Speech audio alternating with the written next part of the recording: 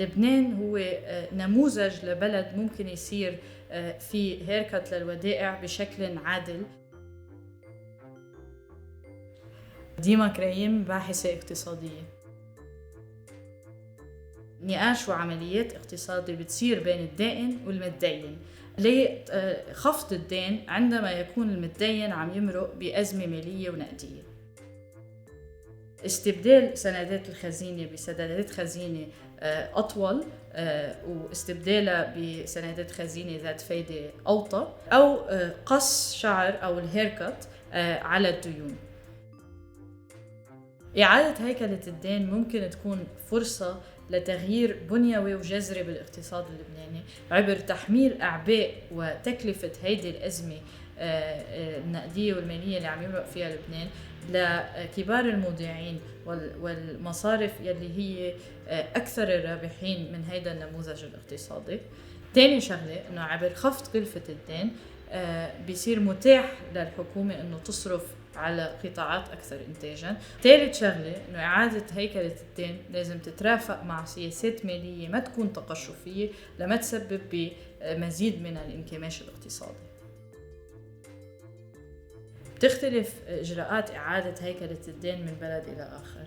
باليونان بال2012 بالنقاش مع الدائنين تم شطب 50% من الدين العام اليوناني. المشكلة بشطب الدين يلي صار باليونان هو أنه كانت مشروطة بسياسات مالية تقشفية أدت إلى تدهور الوضع الاجتماعي. بقبرص بال2013 أحد شروط الIMF لا تعطي قبرص 10 مليار دولار كانت انه هيركت نسبة وصلت الى 47% من الودائع على كل الودائع فوق 100,000. المشكلة بهيدا الهيركت او هيدا النموذج من قص الشعر انه ما كانت تصاعدية وادت الى تفاقم مشاكل اجتماعية.